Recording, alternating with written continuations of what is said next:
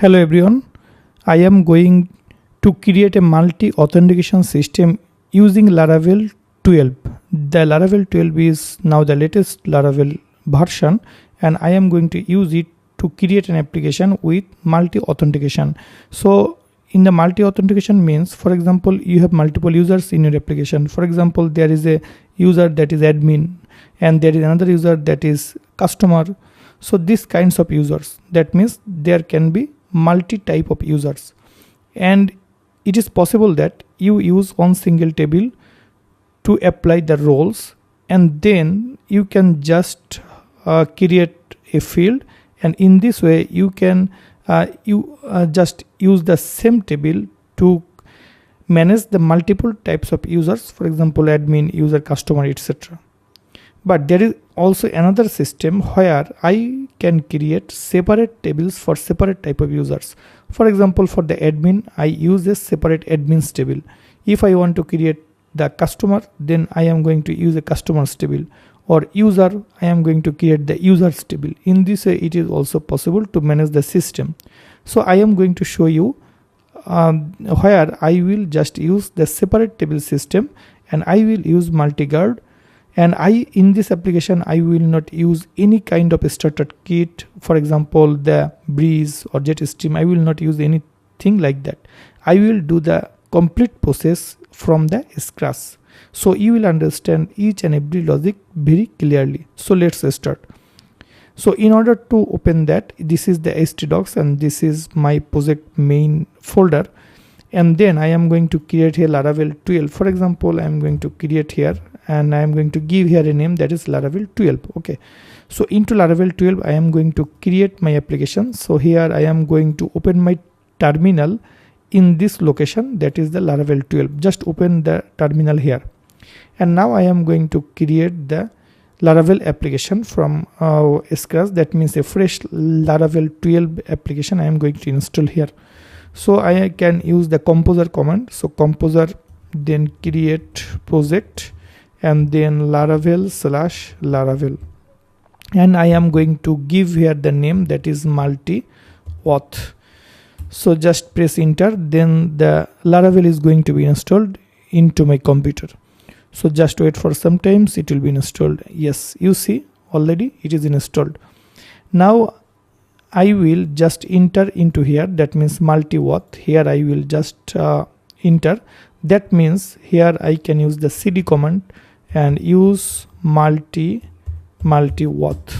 You see now I am into the multi-auth. Okay, so I am going to use the clear command. Okay, so I am into this location, that means where the Laravel is installed, I am into the same location. So here I can just run my project, and in order to run my project I will have to create the command php artisan serve. You will see a server is now running. I am just going to copy this into my URL, and in my browser I am going to just hit this one, and you see the Laravel is installed, and this is the Laravel 12 application homepage. So from here you can go to the documentation file to see how Laravel works and a lot of things. That means here you see in the right side there is all the Laravel versions, and the latest version is now Laravel 12. And from here you can learn a lot of things, but I am not going there. I am just going to make my tasks very simple. So my first task is to create to open the project into here, that means into my VS Code. I am going to drag and drop the project here. And here you will see there is a env file, and into the env file you see my project name is Laravel and all other things are here. And here what things I should use, that is DB connection. Here it should be MySQL. By default Laravel comes with the SQLite, but I will use the MySQL. And all these hash, that means from the beginning all the hash I will remove, and then it will work. My database name is here Laravel, but here I am going to change it to multi-auth. And username is root and password is in my case 128. So I give the password here. So every setup is now should work now, and I am now going back And here what thing I will do, you see there is a error, but I do not actually need to run that. It is okay because I did not create any migrate command yet, so it will just show error. Just close this one, and now I am going to back to my work. So first I will set up the guard. That means into the config folder I will go to the auth.php, and here you see only one guard is present here, that is the web guard. And this web guard means the users table that will be created. So for the users table there is a guard, that is the web guard. I will just copy this one and I will create an extra guard here, that is for the admin. So I am going to create here the admin. I just put the name admin here, and here I will use the plural forms of this, that is the admins. And in the bottom you see the providers. Here I will just copy this one and paste it here, and in my case here the provider name will be admins, because you know I give the provider's name here provider admins, and this provider I am going to define here, so it is the admins. And model will be app models, here it will be admin, that is okay. And so users is the provider here and admins is the provider here. So all the tasks for this is okay. I am not going to touch anything here, so it should work. So my guard setup is completed.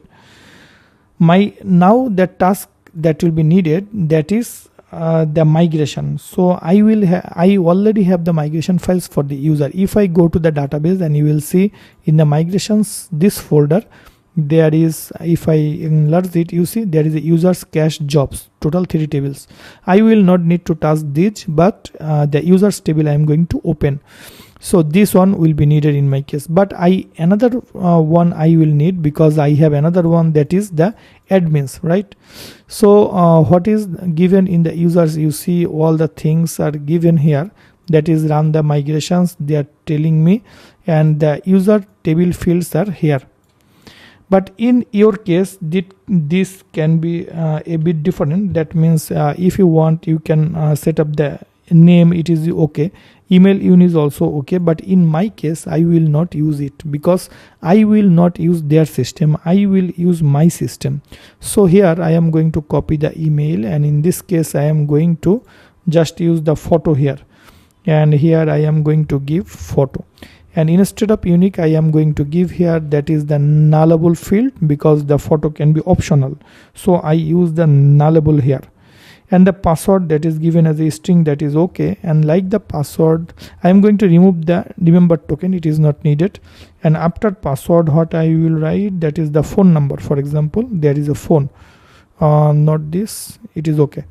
So like phone I can use here the country, then there can be other things, that is for example a state, then there can be city in my case, then there can be zip code in my case.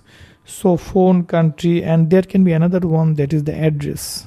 So here you can use the address, and address can be after the phone number, so it can be like this.